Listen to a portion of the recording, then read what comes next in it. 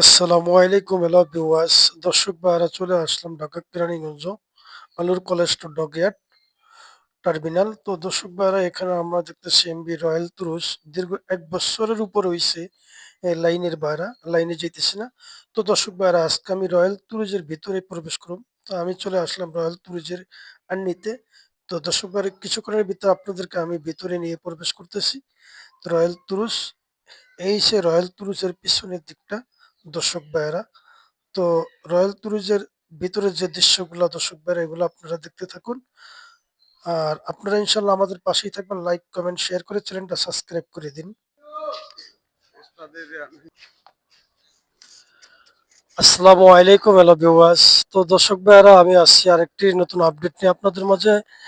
আমি আছি ঢাকা কেরানীগঞ্জ আলুর কলেজটা সংলগ্ন ঘাট। এখানে আছে এমবি রয়্যাল তুরুস।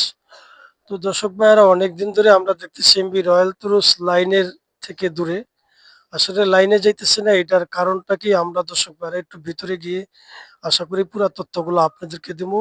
তো দর্শক ভাইয়ারা ইনশাল্লাহ আপনারা আমাদের পাশেই থাকুন।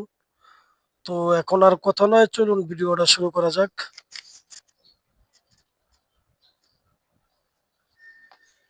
তো দর্শক ভাইয়ারা এই সে রয়্যাল তুরুস লঞ্চের আন্নিতে আমরা। তো এই সে রয়্যাল তুরুস লঞ্চের দৃশ্য। দর্শক ভাইয়ারা আসেন আমরা একটু ভিতরে গিয়ে আপনাদেরকে দেখাই। লঞ্চটা অনেকদিন ধরে অকার্য অবস্থায় পড়ে আছে লাইন থেকে অনেক দূরে।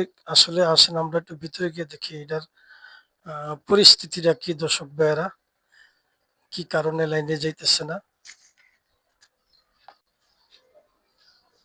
তো দর্শক ভাইয়েরা এই সে রয়্যাল তুরুস লঞ্চের নিচতলা ডেকে।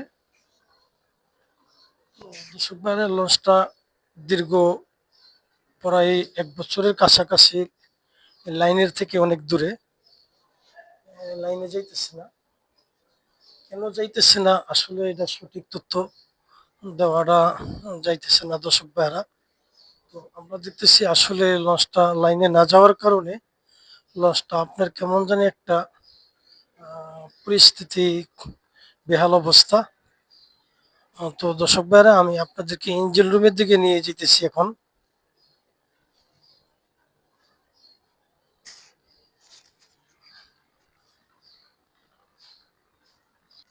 তো এই সেই ইঞ্জিন রুমের পরিস্থিতি।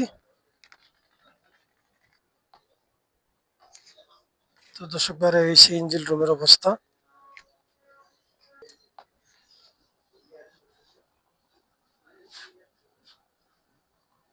দর্শক ভাইরা এই সে ক্যান্টিনের পরিস্থিতি দেখেন আপনারা, ক্যান্টিনের কি পরিস্থিতি। ভিতরে আপনার একেবারে অকার্য অবস্থা পড়ে আছে। আসলে লঞ্চ লাইনে না যাওয়ার কারণে এই সেই ক্যান্টিনের পরিস্থিতি। আসলে আমরা একটু পিছনের দিকে যাই।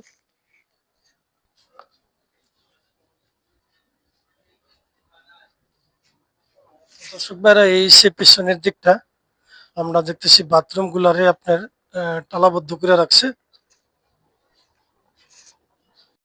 তো আমরা লঞ্চে কেউ দেখতেছি না আসলে।